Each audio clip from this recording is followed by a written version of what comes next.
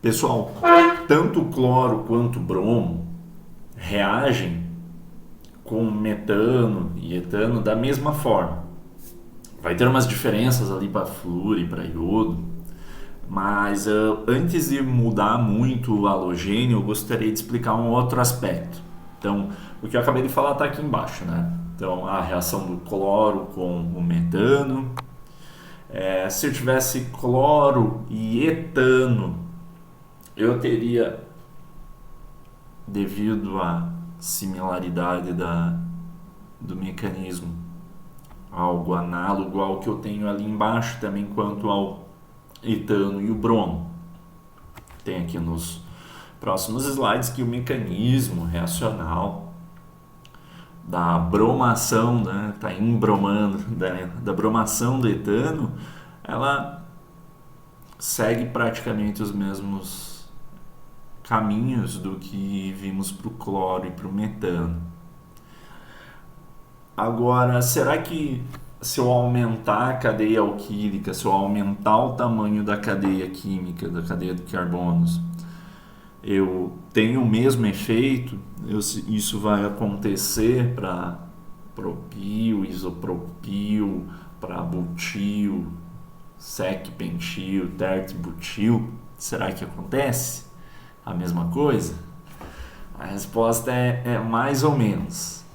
Nós temos uma diferença entre produtos que surge por alguns efeitos. O primeiro deles é até probabilístico. Então aqui eu tenho a situação do butano, do N-butano, e ele reagindo com cloro, o mesmo reservado para o bromo. Quando eu tenho o cloro molecular reagindo com butano, sob interferência aí de luz, né, para catalisar, para dar o início da reação, eu tenho dois aletos, dois produtos que são aletos de alquila como produtos. Tá? Esses dois aletos de alquila são o 1-cloro-butano, que você está vendo aqui, o primeiro, e o 2-cloro-butano. Notem que, obviamente, outras posições de cloração no butano vão gerar um ou outro, né? Se eu tentar mais outras possibilidades não existem, né? Porque aí é só uma questão de ponto de vista mesmo. É gerado ali ácido clorídrico do mesmo jeito, mas notem que eu tenho dois produtos distintos, dois aletos distintos. E eu tenho os dois sendo gerados em proporções distintas. Experimentalmente, tá aqui embaixo, o rendimento dessa reação faz com que haja uma mistura dos dois produtos, onde um deles está em uma proporção de 29% e outro deles os 71% remanescentes. Nós temos distinções da quantidade de produtos, né? E explicar o porquê que isso acontece à luz daquele mecanismo é algo importante para a química. Então, nós vamos ter dois efeitos aí que vão se somar. Eu vou fechar aqui minha janela para facilitar a leitura, que é a probabilidade de um evento acontecer. Então, por que eu tenho diferentes proporções desses produtos aqui? É provável que o cloro, uma das etapas é o cloro atacando um hidrogênio.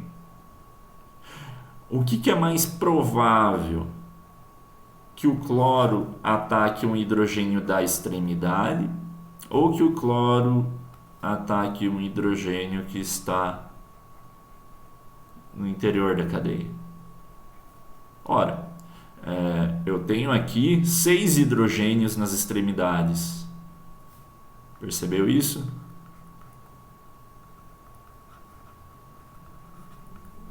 E eu tenho 4 hidrogênios que estão no meio da cadeia.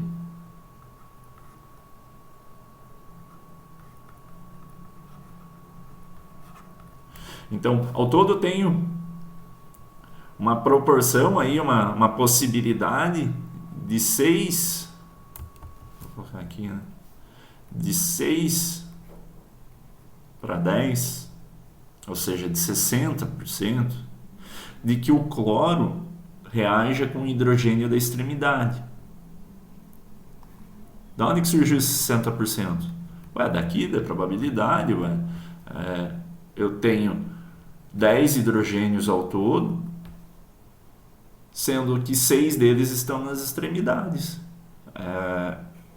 O cloro vai interagir com um hidrogênio de algum alcano, e é mais provável que, se aleatoriamente esse cloro atinja a molécula de metano, existe 60% dele atingir ou aqui ou aqui, existe 40% de chance dele chegar aqui e aqui. Então, essa previsão aí que eu acabei de fazer é esse número que temos aqui em cima, né? A previsão, o quanto era previsto que ia acontecer da reação, ou seja, é esperado 60% desse produto aqui e 40% desse produto aqui, por essa questão lógica. Mas não acontece. Experimentalmente eu tenho, na verdade, praticamente o inverso. Pensando em grosso modo, eu tenho o inverso do que era esperado, né? Aqui é esperado 60% da reação, eu só tenho 29%, então menos que a metade. Então, aqui se dá esse fato, a probabilidade é algo importante, né? E é algo relevante, mas existe algum outro fator que está relacionado a essa reatividade química e que não é meramente probabilístico. Deve existir mais algum outro fator que faz com que tenha essa discrepância entre o que é observado e entre o que é predito. Tá? Então, a probabilidade é uma coisa que a gente tem que levar em conta, mas não é o que explica. O que vai explicar o que está acontecendo é isso daqui, ó, a reatividade. Ou seja, o quão reativo é. Eu falei ali que somente em probabilidade, né?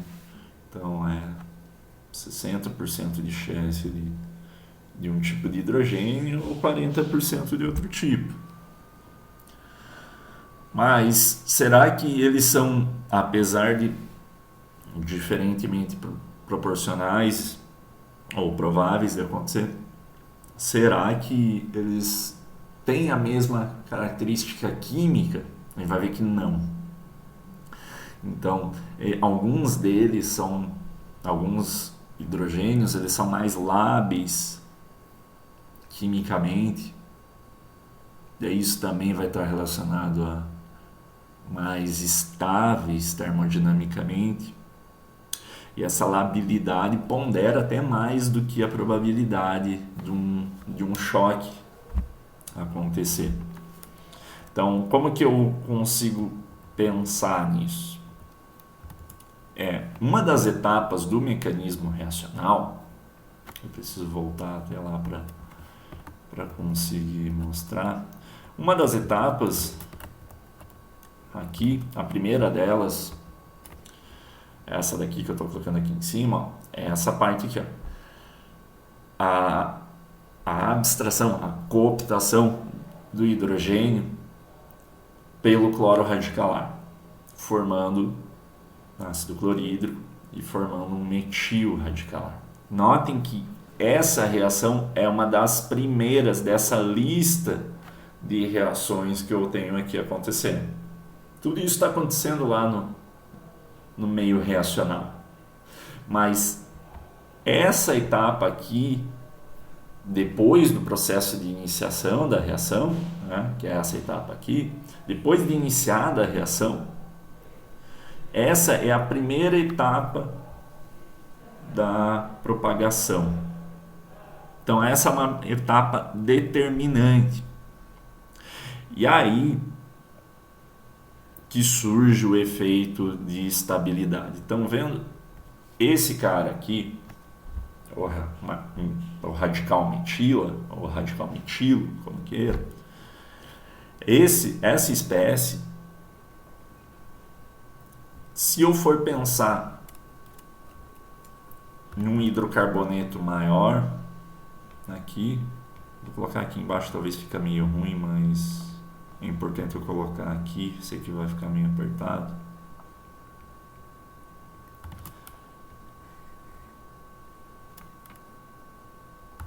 Opa, eu fiz um erro crasso aqui, né? CH4, nada. Deixa eu só arrumar aqui. Pronto. Se ao invés de eu ter um metano, eu tivesse o butano, coloquei aqui de forma rudimentar porque que é importante só mostrar isso agora. Que é o que eu estou falando ali naquele slide, né, de como que seria a reação do butano. Eu teria duas possibilidades. Né? A do cloro cooptar um hidrogênio da extremidade, que tem 60% de chance de acontecer, ou dos dois carbonos da parte interior, da parte interna da cadeia, que tem 40% de chance de acontecer. Existem duas possibilidades mais ou menos razoáveis de ocorrência. Digamos que aconteça exatamente nessa proporção 60 e 40. Como uma das etapas é a geração, então eu vou ter ou um radical butanil, né, aonde o hidrogênio vai ser retirado da extremidade, ou um radical butanil ali, ou seria mais algo do tipo sec, na verdade seria um sec-butil, né, aonde um dos hidrogênios que tenham sido extraídos tenham sido aqui, desses dois átomos de carbono. Eu preciso desenhar isso aqui em um outro slide que fica melhor. Pronto, então dessa formação desse radical, quando é a situação do butano, eu vou ter esses dois radicais aqui, né? O butanil ou radical do butano, né? Ou sec-butanil.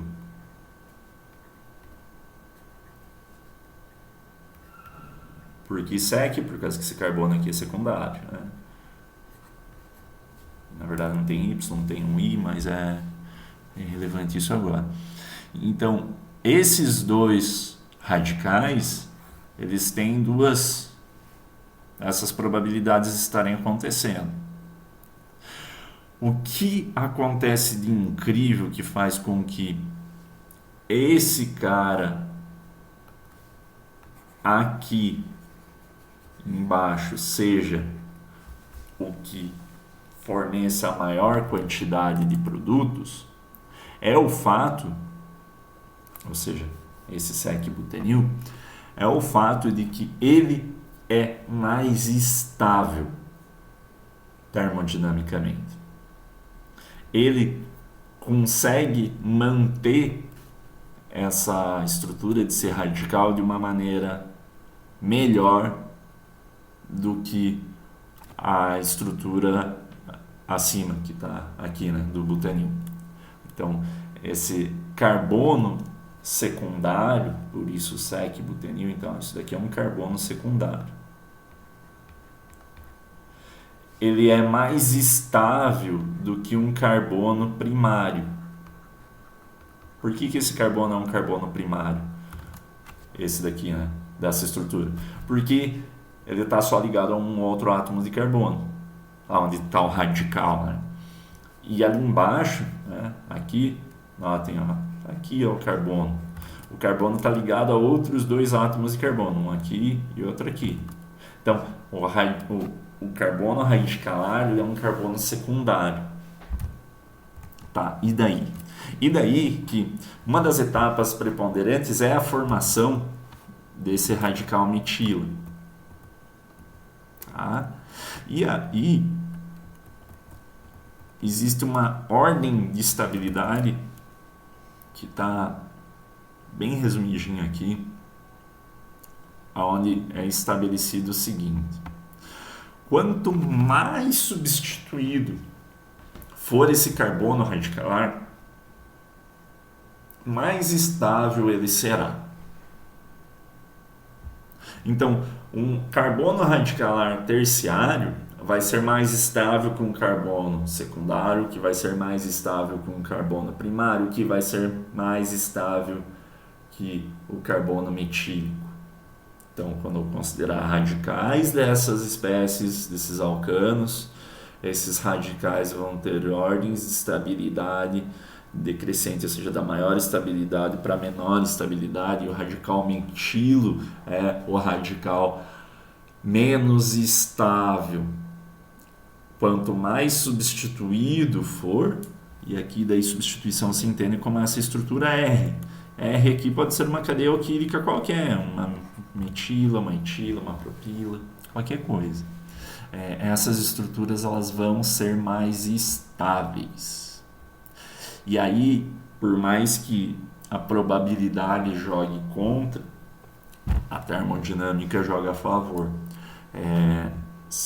Por mais que seja menos favorável ou menos provável que aconteça uma estrutura, ela vai conseguir permanecer ali no meio reacional de uma maneira estável. Então, aqui tem uma estrutura, tem as estruturas do mapa de potencial eletrostático, mas a ideia mesmo é explicar que essa formação desse cátion metílico, devido a essas mapas de densidade eletrônica, as metilas que estão ao redor do carbono que tem um radical, elas acabam orientando o orbital aonde esse radical está, de maneira a fazer com que ele fique mais estável. Você pode imaginar também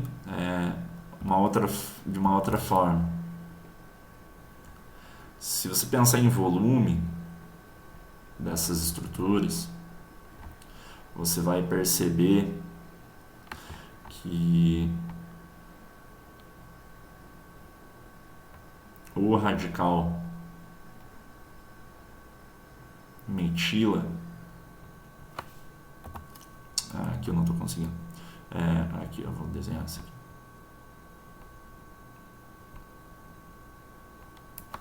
Quando eu tenho um carbono terciário, que é esse caso aqui,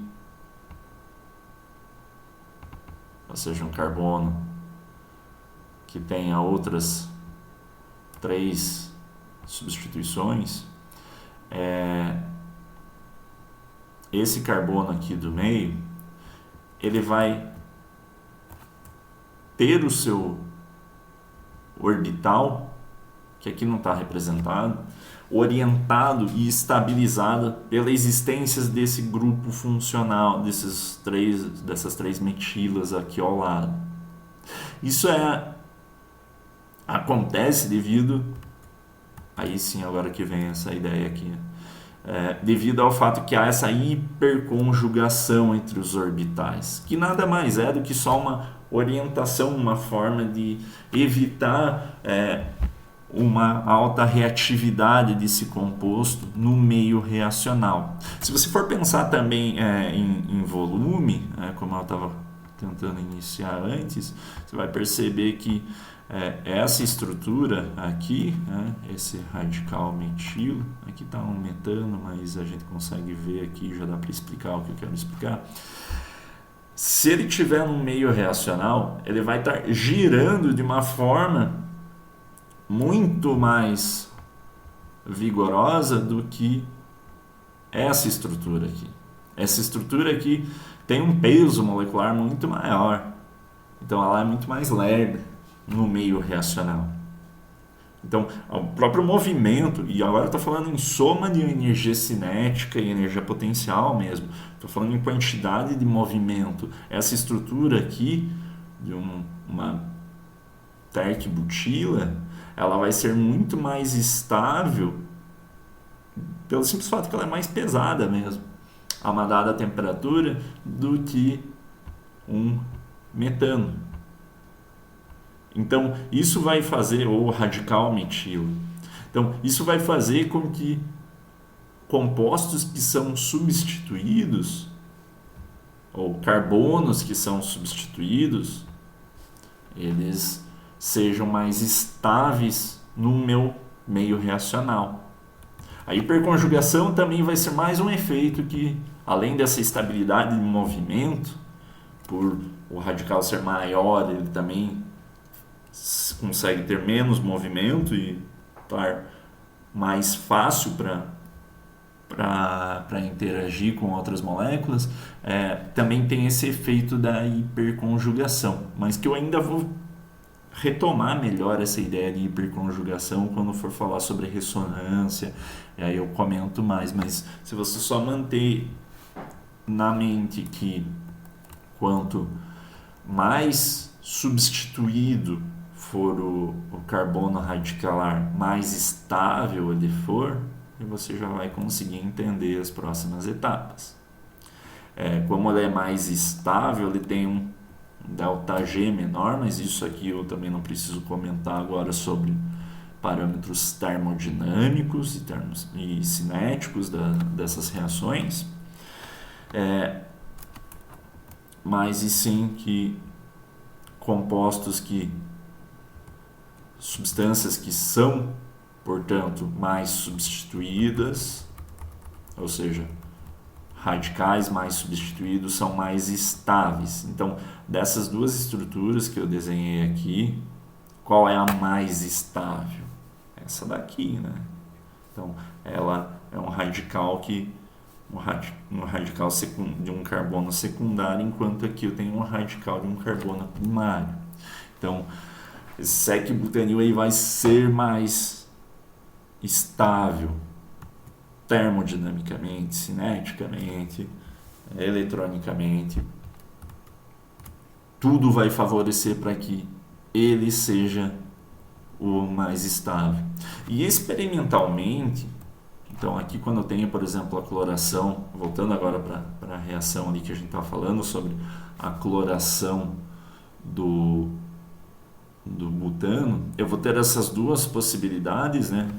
Então, um radical secundário aqui e um radical primário aqui, fornecendo, obviamente, quando reage com o cloro, vai gerar o 2-clorobutano, advindo do radical secundário, e o 1-clorobutano do radical primário. Em termos gerais, essas reações elas são bem conhecidas, são bem caracterizadas, e percebe-se que, de uma maneira bem geral, assim, radicais terciários